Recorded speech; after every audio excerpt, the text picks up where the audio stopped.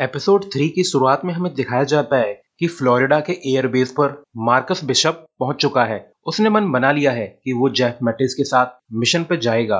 वो यहाँ मैटिस से मिलता है और पूछता है कि आखिर हम जा कर रहे हैं, सेंट्रल या साउथ अमेरिका। तुमने पूछा था ना कि स्पेनिश आती है या नहीं। तो मैटिस कहता है कि जल्दी ही पता चल जाएगा। ये लोग फिर प्लेन से यहाँ से रवाना हो जाते हैं और कैरिबियन सी के ऊपर वेनेजुएला कोस्ट के पास बोट को पैराशूट की हेल्प से ड्रॉप करके एक एक करके कूद जाते हैं और फिर सब सेफली बोट तक पहुंच जाते हैं और फिर अपने अपने वेपन्स सेट करने लगते हैं। पर इन्हें पता चलता है कि बोट में छेद है। तो मार्कस कहता है कि वो जल्दी से बोट को रिपेयर करे। दरअसल फ्लोरिडा में मार्कस बोट रिपेयर किया करता था। वही कराकस के यूएस एम्बेसी में माइक, रायन और ग्रियर टीवी पर रीस के बारे में न्यूज देख रहे होते हैं, जिसमें रीस प्राउडली अनाउंस कर रहा था कि वेनेजुएला की पुलिस के एफर्ट्स के कारण हमने सेनेटर मोरेनो के कातिलों को सजा दिलवाई है।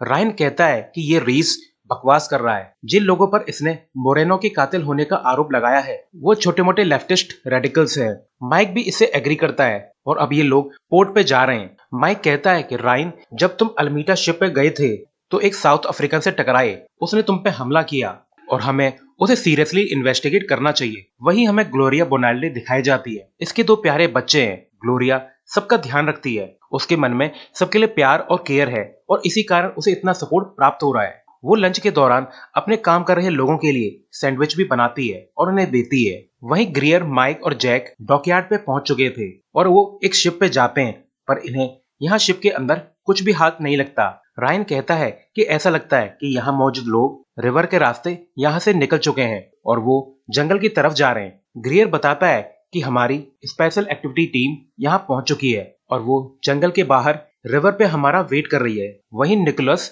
रीज से जब जनरल उबारी मिलता है तो रीज कहता है कि अमेरिकन ने तुम्हारे घर को बग किया हुआ है। उबारी टेंशन में आ जाता है। वो पूछता है कि तुम्हें इसके बारे में कैसे पता चला। तो रीज बोलता है कि बेस्टोस ने बताया और एक रिकॉर्डिंग से पता चला है कि तुम्हारी वाइफ ने तुमसे कहा कि तुम मुझसे ज्यादा अच्छे तरीके से देश को चला सकते हो। और ये सुनकर उबारी काफी टेंशन में आ जाता है। उबारी कहता है कि मैं काफी टेंशन में था, उस टाइम मेरी बीवी ने ऐसा कह दिया होगा।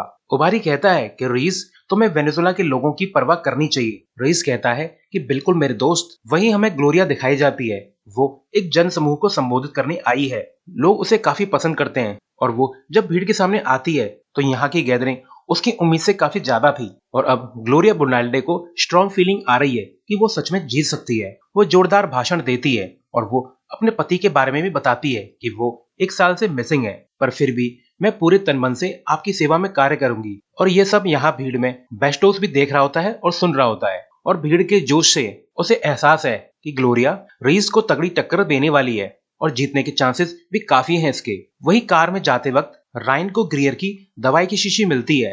रायन पूछता है कि ग्रियर, आर यू ऑलराइट? तो ग्रियर कहता है कि यस आई एम। इसके बाद साउथ वेस्ट वेनेजुएला में ओरिनिको रिवर दिखाई जाती है। जेफ मैटिस अपनी टीम के साथ जंगलों की तरफ बढ़ रहा है। ग्रियर स्क्रीन पर इनकी लोकेशन देख पा रहा था और जेफ मैटिस भी इन तक पहुंच जाता है। फिर ये सब आगे के लिए निकल पड़ते हैं। ग्रियर कहता है कि हम बस तहकीकात करने के लिए जा रहे हैं। वहाँ कोई भी हीरोगिरी नहीं करेगा, बस वहाँ पे चेक करेंगे कि कोई इलीगल हथियार है या नहीं। रायन रेडिएशन लेवल चेक करेगा, मैं फोटोज लूंगा और बाकी लोग वहां नजर रखेंगे। वहीं दूसरी तरफ उबारी अपनी वाइफ को बताता है कि हमारा घर बग्ड है, अब आगे से सोच समझ के बातचीत करनी होगी और अपनी बेटी पे भी ध्यान रखना होगा कि वो रीस के बारे में कोई जहर न उगले।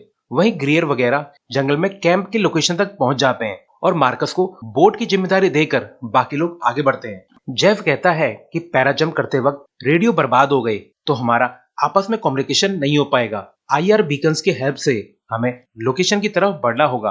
मार्कस के अलावा बाकी लोग छुपते छुपाते आगे बढ़ते हैं। इन्हें यहाँ पे वो मिलिट्री कैंप दिख जाता है। ये छुपते छुपते आगे बढ़ते हैं।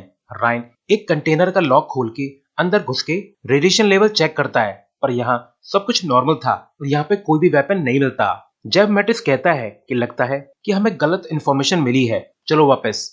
पर रायन मना करने पे भी दूसरे कंटेनर को चेक करने के लिए जाता है और वहां उसे एक बॉक्स पे एमोनियम नाइट्रेट का लेबल दिखता है। रायन बॉक्स को खोल के उसकी पिक ले लेता है। तभी यहाँ पे वो गंजा पहलवान आ जाता है और रायन को कूटने लगता है, पर जेफ मैटिस उसे गन पॉइंट पे लेकर बंदी बना लेता है। ग्रियर गंजे से पूछता है कि कौन हो तुम?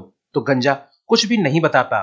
तो ग्रियर उसकी एक उंगली काटकर रायन को दे देता है कि इसके डीएनए से पता लगाओ, और फिर ये लोग गंजे को बंधा छोड़कर यहाँ से निकल जाते हैं। वहीं बोट पर से मार्कस को जंगल की तरफ हथियारबंद लोग दिखते हैं तो बेचारा घबरा जाता है और एक गन लेकर बोट से उतर के जंगल में इंटर करके छुप जाता है। अब दोनों तरफ से फायरिंग स्टार्ट हो जाती है। जेफ वगैरह बोट पर आ जाते हैं पर इन्हें मार्कस यहाँ पे नहीं मिलता तो ये लोग उसके बिना ही यहाँ से निकल जाते हैं। जेफ कहता है कि हम मार्कस के लिए वापस आएंगे। वहीं मार्कस यहाँ अकेला जंगल में रह गया और उसकी यहाँ पे हवा टाइट है। इसके बाद फिर हम देखते हैं कि बेस्टोस रीज को बताता है कि सर ग्लोरिया को काफी सपोर्ट मिल रहा है और एग्जिट पोल में वो लीड कर रही है। और रीज अब काफी टेंशन में है। वो उबारी से पूछता है कि मुझे सच से बताओ ग्लोरिया के जीतने की चांसेस कितनी है, पर उबारी कोई भी जवाब नहीं देता।